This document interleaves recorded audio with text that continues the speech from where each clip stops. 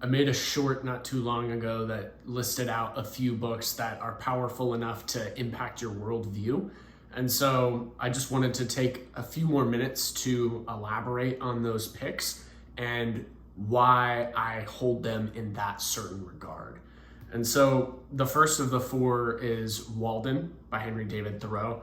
This is a classic text that's one of the most essential in American literature.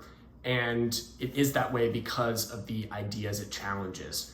It brings into question many of the ideals that we've held in America for like 200 years. This came out in the 1800s and is still very relevant today.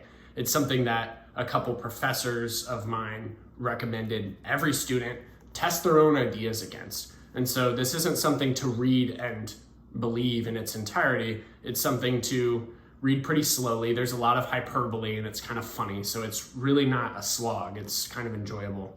And just see what you think about each of the arguments that Thoreau makes. Another book that might impact the way you see the world in a major way is Jesus' Son by Dennis Johnson, especially if you haven't taken a good hard look at some of the most dejected people in America, people who don't have a home or who really struggle with substance abuse. I think a perfect pitch for why you should read at least one work of Dennis Johnson's was already said a few years ago by Jonathan Franzen, and it reads, "The God I want to believe in has a voice and a sense of humor like Dennis Johnson's."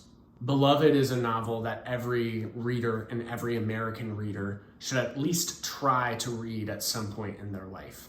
Beloved is one of the most powerful novels I've ever read in my life, and the heights that the prose gets to in this work is really unparalleled. I mean, you're missing out on a lot of context of the rest of American literature if you don't read this book. A lot of the best stuff that's coming out today was influenced on some level by Toni Morrison's work, and Beloved is definitely her best novel. And the last of the four, this one will come as no surprise to those who have read it, is Crime and Punishment by Dostoevsky. The crime in this book, which happens 60, 70, 80 pages in, is a murder. And once that murder happens, the rest of this book is just an absolute roller coaster.